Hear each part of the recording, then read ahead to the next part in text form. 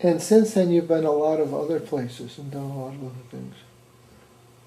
Well, we got to called into Jeju and went in there to Gwangyangili and was part of setting up that what do they call that? What was Human it called? Development Project? Well, yeah. World's Fair. World's Fair, Oh, yeah, yeah. World's Fair. And I remember you and Judy came and we went out and had a fish dinner and they pointed the fish that was still alive to you. It was hard to eat that fish after that. Poor fish was still breathing. But we got there after the World's Fair was over. Yeah. So what was the World's Fair? What was that about? What happened? Well, they brought people from the other villages that were developing, which was a feat in itself, because these were villagers. These were not, scholars or government officials, to see what was going on there and to share their stories with the local people, which was exciting.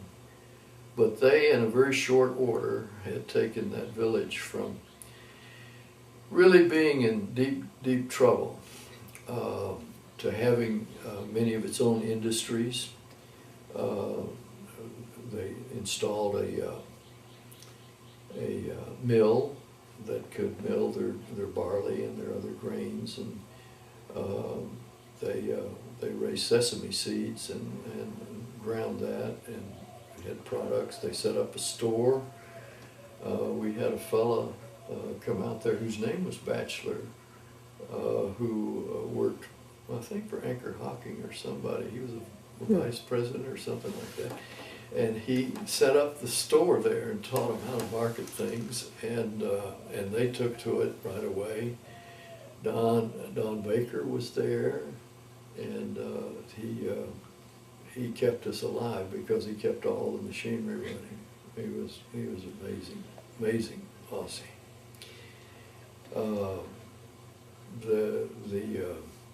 The people did tremendous things in going from just a barley village to raising mekams, which is a delicacy the Japanese love, which is a little mandarin orange.